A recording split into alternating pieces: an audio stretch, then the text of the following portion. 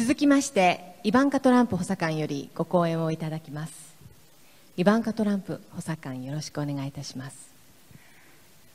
Thank you very much, Prime Minister Abe, for that kind introduction. And thank you for your gracious hospitality to my family. This is my first visit to Japan, and the warmth you have shown us, the beauty of your landscape, and the vibrancy of your culture are truly incredible gifts to all who come to this country. Yesterday evening, as I arrived in Tokyo, I was struck by the magnificence of the skyline, and this morning I was awed by the ancient beauty of the Imperial Palace. The wonders of this land are a testament to the creativity and the resilience of the Japanese people. It is an honor to join you today at the World Assembly for Women. I'm grateful to be with this exceptional and passionate group of leaders to discuss the economic empowerment of women, to celebrate the progress our societies have made, and to chart a bold course for the future. The economic empowerment of women has been a focus of mine for many years. Ensuring that 50% of our population can fully participate in the workforce is critical to strengthening our communities and growing our prosperity. That is why, after my father's election, I decided to leave my businesses and work in government to advance policies and initiatives that empower women to fully participate in the economy if they so choose. Policies that enable women to pursue their careers and care for their families. Policies that focus on workforce development and skills training, and policies that fuel entrepreneurship so that Americans can turn their aspirations into their incredible legacies. Our societies are at a critical juncture, a moment of great challenge and opportunity. Over the last half-century, women have entered every imaginable field, reached the highest levels of management, and are now leading some of the largest companies in the world. We have discovered life-saving medical cures, traveled to space, and created transformative technologies. The women here today represent this historic achievement and shine the light towards an even brighter future. Here in Japan, 4 decades ago, 45% of women worked outside of the home. Today, 66% of working-age women are in the workforce, a significant improvement and one I know will only continue to grow in great measure due to Prime Minister Abe's vision for Japan. At the very heart of this vision, Abenomics, is womanomics.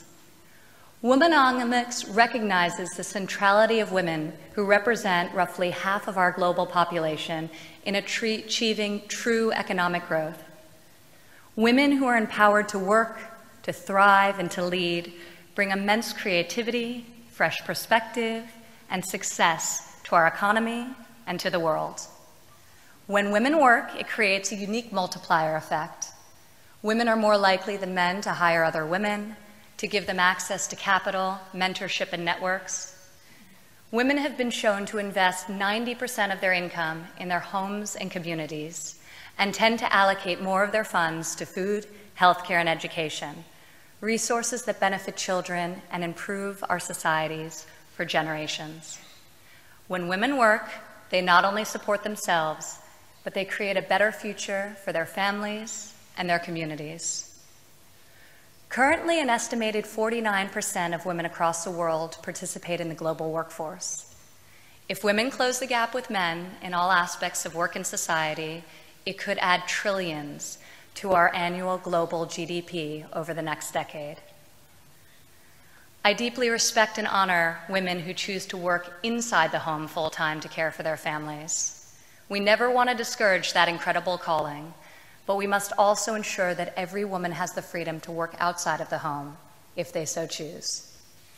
Therefore, in order to empower women to reach our full economic potential, we must embrace 4 fundamental changes that will propel us into the future.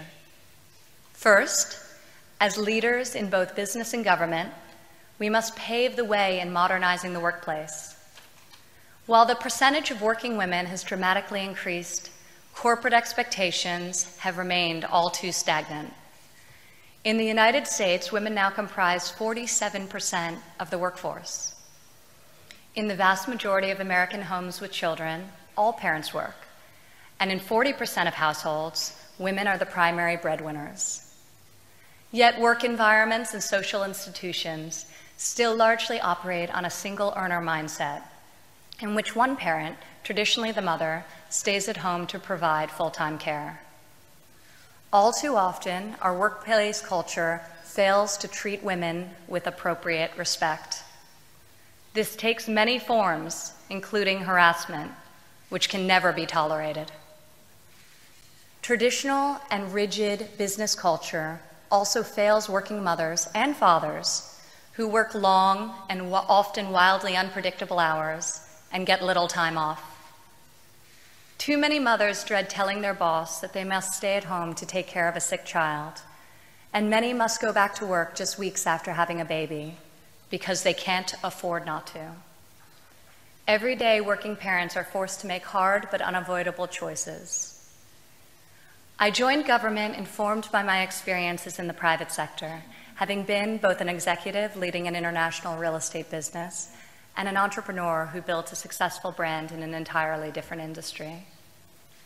As a professional with 3 young children, despite the help that I am able to have at home, I too experience the struggles of balancing the competing demands of work and family. I, however, am far more fortunate than most. Because of the opportunities I've been afforded my whole life, I felt an obligation to seize this moment and join the administration. I saw a chance to help fuel the number of women-owned businesses and grow our economy. I saw a chance to work on behalf of girls in rural communities and inner cities who, by learning to code or studying robotics, could secure good-paying jobs in our modern economy. I saw a chance to go for bat for the woman who faced the choice of staying at home with a sick child or reporting to work at a job that might otherwise fire her. Our workplaces and our public policies must mirror our values, work and family. It is time for our societies to find new and innovative ways to make it easier for women to experience the joy of motherhood without facing major career setbacks. This isn't a woman's issue, it's a family issue. Yet it disproportionately impacts women who are the most likely to leave the workforce or curtail our ambitions because we have no access to affordable care for our children and our adult dependents. Still, in the developed world, we are slowly seeing a movement towards a more equal distribution of responsibility in our homes. Young fathers are increasingly contributing to the housework and helping raise their children. We have an incredible opportunity to adapt our workplaces to this modern reality. Today, we can answer an email in the palm of our hand, take a call almost anywhere around the globe, work flexible hours in the gig economy, and finish our work at home once we put our kids to bed. The last decade has revolutionized the way we work, and now has the potential to deliver more flexibility to more working women. Already, we are seeing increased numbers of women leaving behind outdated work environments to start their own businesses from their kitchen tables. Today, women entrepreneurs are flourishing. Fortunately, the private sector is recognizing the importance of modernizing the workplace. Businesses are instituting policies such as flex time and paid leave, in part to attract and retain female talent. Companies that have women on their boards generate a higher return on equity than those that do not, and outperform in times of crisis or volatility. Integrating and empowering women is not just good corporate policy, it's good business. Second, in addition to changing the corporate culture, we must also advance public policies that address the composition of our modern workforce.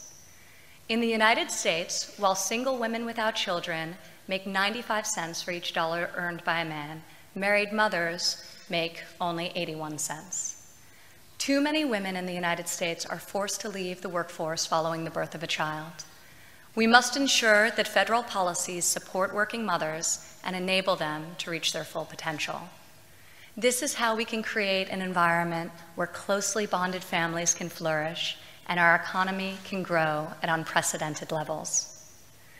This is why in the United States, we are working to pass sweeping and long overdue tax reform that will afford families much needed relief.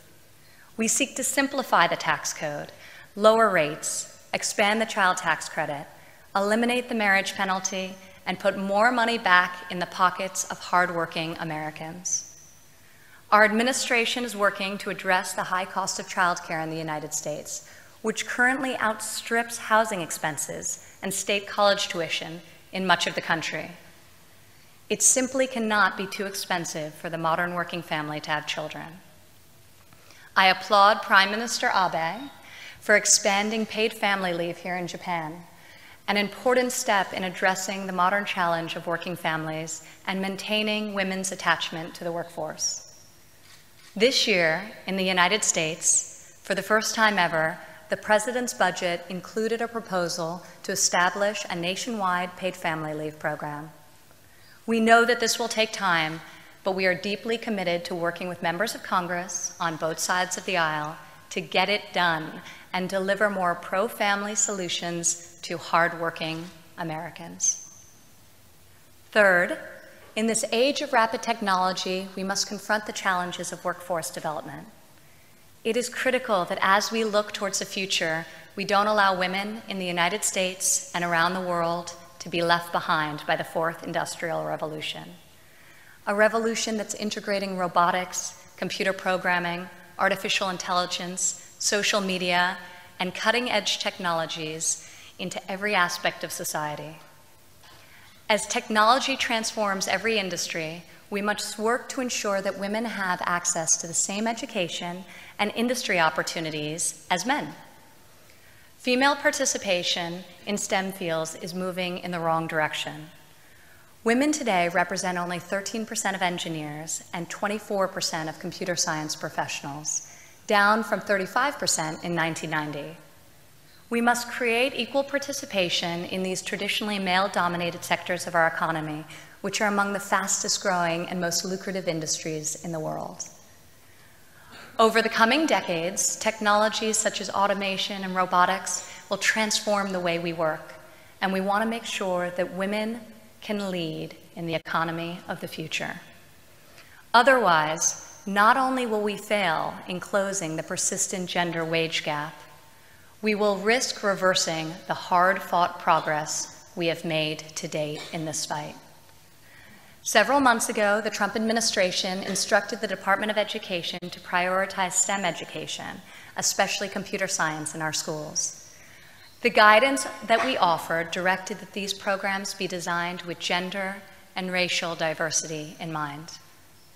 At the direction of the President, I've worked closely with leadership across government agencies to prioritize workforce development and proven on-the-job training programs like apprenticeships so that young women and men have more opportunities to earn while they learn, provide for their families, and master the skills that drive progress in the 21st century. Finally, we must empower women who live in countries that prevent them from leading. Across the world, there are still laws that stop women from fully participating in their nation's economy. In some countries, women are not allowed to own property, travel freely, or work outside of the home without the consent of their husbands. Countries like the United States and Japan cannot be complacent. We must continue to champion reforms in our own countries while also empowering women in restricted economies. That is why this summer at the G20 conference, the United States and Japan were founding members of a bold new initiative with the World Bank, the Women Entrepreneurs Finance Initiative. This facility is the first of its kind to empower women entrepreneurs in developing countries. It will provide access to the capital, networks, and mentorship needed to thrive and will dramatically impact the ecosystem of women's entrepreneurship globally. And we're just getting started. As we gather in Tokyo today, I can't help but think of some of the great women pioneers in this country who have inspired our generation. Women like Yoshiko Shinohara. She survived World War II, started as a secretary, and went on to open a small business in her one-bedroom apartment. Her company grew into a world-renowned business in over a dozen countries. Today, as you all know, Yoshito is Japan's first female self-made billionaire. Now she helps young people afford the education they need to pursue their dreams and contribute to society. Because of pioneers like Yoshito, women in this country and around the world aspire to greater feats, climb to higher positions, and pave new pathways forward. Today, we are redefining success. We're discarding the old formula of the ideal woman, the ideal worker, the ideal mother. We are helping to shape a more realistic and complete picture of what it is to be a woman who thrives and who helps her business, community, and family do the same. The fact is, all women are working women, whether they make the commute each morning or spend the day with their children at home, or some combination of both.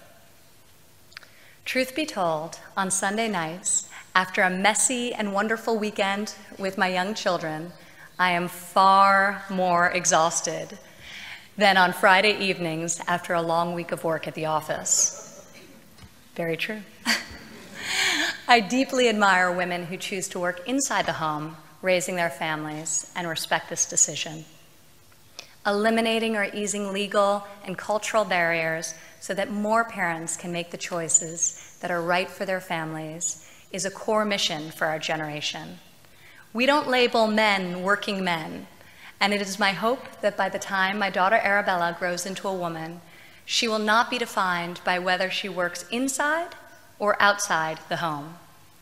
She will simply be a woman, afforded the same opportunities as her male peers and equipped with the education and support she needs to fulfill her unique potential. This is how I believe we will empower women, and in so doing, enable them to raise confident, empathetic, and ambitious sons and daughters, to propel unprecedented growth and job creation, and to cultivate a society that embraces the fullness of life, the dignity of work, the gift of strong and flourishing families. So today, I hope you will join me in imagining this future and working together to make it a reality for our children, for our nations, and for a hope of a more vibrant and inclusive economy. Thank you very much. Thank you, Mr. Prime Minister. Thank you very much. トランプ補佐官、ありがとうございました。